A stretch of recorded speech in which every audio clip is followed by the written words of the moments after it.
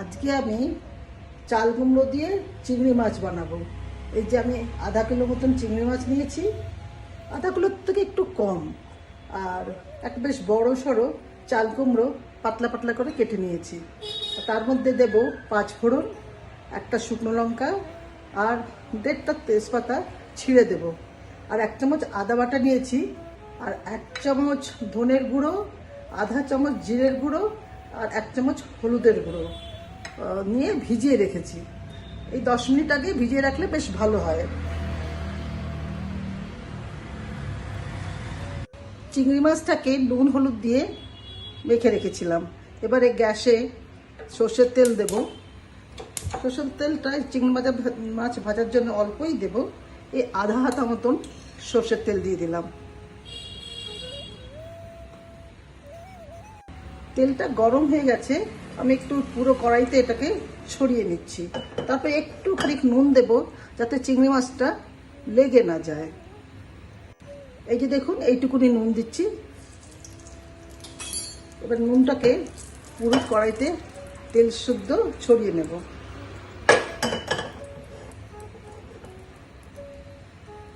তেলটা ভালো করে গরম এখনো হয়নি, ভালো করে গরম হলে আমি চিংড়ি মাছটা ছেড়ে দেবো। তেলটা এবারে ভালো গরম হয়ে গেছে, এবারে মাছগুলো সব একসাথেই ছেড়ে দিচ্ছি। খুব বেশি মাছ নয়, তাই আমি একবারেই ভেজে দিচ্ছি।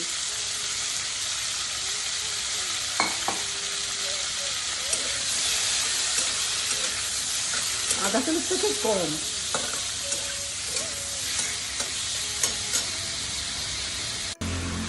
আমি কুচো চিংড়ি পাইনি, কুচো চিংড়ি হলে বেশি ভালো হতো। একটু মিডিয়াম সাইজের চিংড়ি পেয়েছি, আর সেটা দিয়েই করছি। এটা দিয়েও খুব ভালো স্বাদের হবে। মাছটা খুব বেশি ভাজবো না, অল্প একটু সাঁতলে নিয়েই নামিয়ে নেব। এবারে মাছটা আমি নামিয়ে নিচ্ছি।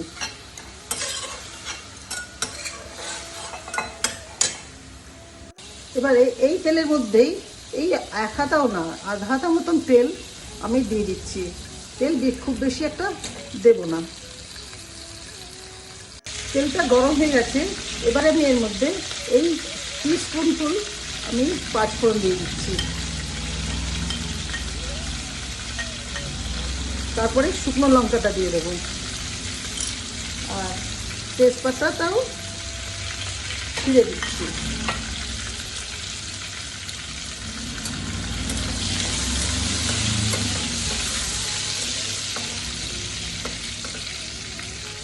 একটা মাছ রয়ে গেছিল, সেটা তুলে নিই।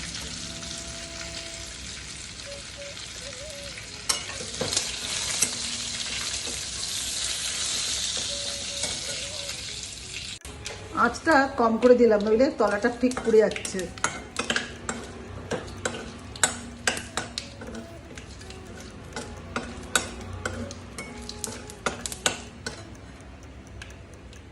এবারে চাল কুমড়োটা দিয়ে দিচ্ছি।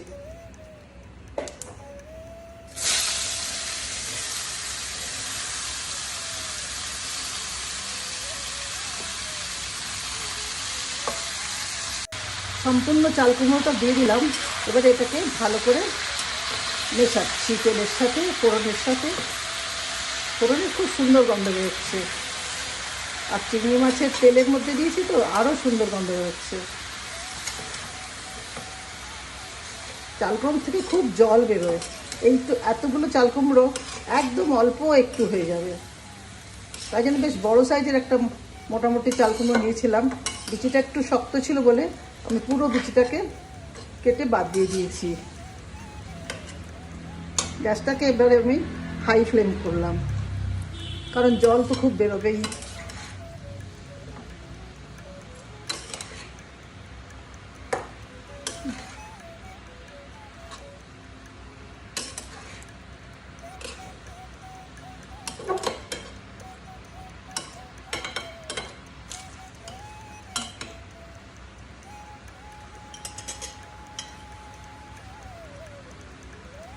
বেশ কিছুক্ষণ নাড়াচাড়া করার পরে আমি যে মশলাটা ভিজিয়ে রেখেছিলাম, 1 চামচ ধনের গুঁড়ো, আধা চামচ জিরের গুঁড়ো আর 1 চামচ হলুদের গুঁড়ো, সেটা দিয়ে দিলাম। আমি শুকনো লঙ্কার গুঁড়োটা দিই না, কারণ আমার ছেলের পেটে একেবারেই সহ্য হয় না শুকনো লঙ্কার গুঁড়ো, তাই আমি ওটা ব্যবহার করি না। খুব কম, ছেলে যখন বাইরে কোথাও যায় তখনই ব্যবহার করি, নইলে আমি করি না। আর এবারে আমি আদা বাটাটাও দিয়ে দিলাম, 1 চামচ আদা বাটা রেখেছিলাম সেটাও দিয়ে দিলাম, আর 7-8টা কাঁচা লঙ্কা দিয়ে দিলাম। কাঁচা লঙ্কাগুলো চিড়ে চিড়ে দিয়ে দিলাম। এবারে সব কটাকে খুব ভালো করে মেশাবো। যদি হলুদের রঙটা না হয় তাহলে পরে আর একটু হলুদ দেব।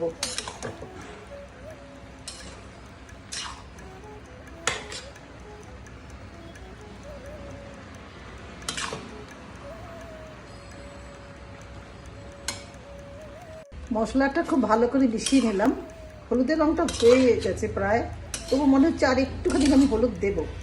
আর নুন আর চিনি সেটাও দেব। এই 4 চামচের 1 চামচ মতো নুন দিয়ে দিলাম। সবাই নিজের নিজের স্বাদ অনুসারে দেবেন, তবে আমি একটু টেস্ট করে পরে দেখব, যদি দরকার হয় তাহলে আর একটু দেবো, কারণ এটা আরও মজে একদম অল্প হয়ে যাবে, তখন নুনটা বেশি না হয়ে যায়। সেজন্য আমি একটু কম 1 চামচ নুন দিলাম। এরপরে চিনিটা দেব। নুন চিনিটা সবাই নিজের স্বাদ মতন দেবেন। আমি এই 1 চামচ মতন চিনি, ব্রাউন সুগার দিয়ে দিলাম।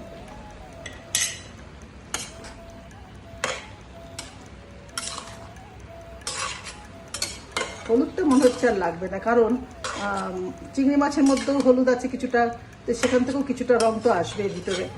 তো চিংড়ি মাছটা আমি এখন দেব না, এটা যখন প্রায় সেদ্ধ হয়ে আসবে তখন দেব। এখন আমি এটাকে ঢাকা দিয়ে রাখছি কিছুক্ষণ।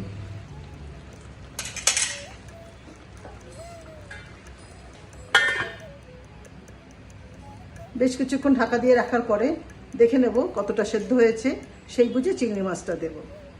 বেশ কিছুক্ষণ পরে এসে, এই মিনিট 5-7 পরে এসে ঢাকা খুলে দেখি প্রচুর জল বেরিয়েছে। দেখুন কত জল, এই জলে সেদ্ধ হয়ে যাবে, খুব সুন্দর সেদ্ধ হবে। আমি এখন এই একটু জল বের করে টেস্ট করে দেখব নুন চিনিটা ঝালটা সব ঠিক হয়েছে কিনা।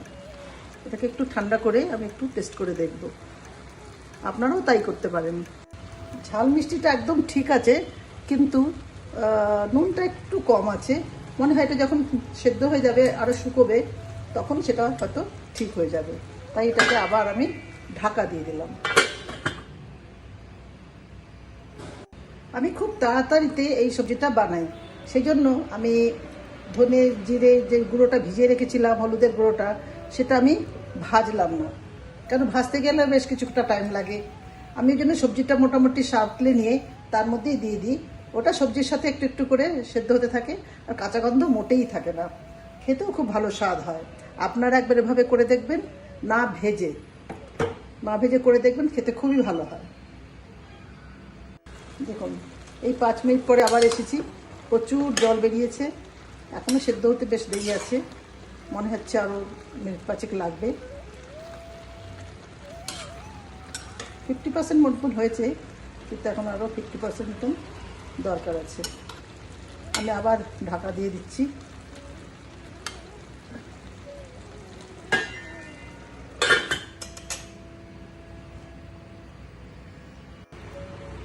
মিনিট 1.5 পরে এসেছি, আমি ভাবছি এবারে চিংড়ি মাছটা দিয়ে দেওয়াই ভালো।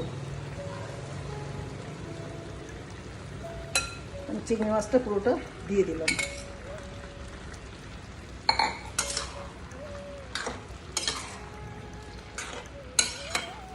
এবার চিংড়ি মাছের সাথে সাথে চাল কুমড়োটা সেদ্ধ হতে থাকবে, চিংড়ি মাছের মধ্যেও বেশ রসটা ঢুকবে।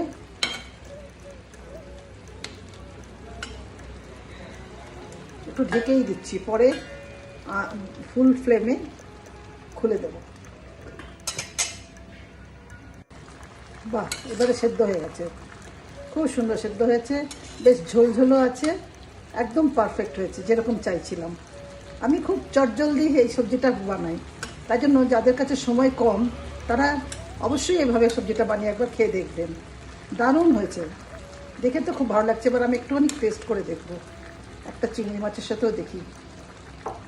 গ্যাসটা বন্ধ করে দিলাম।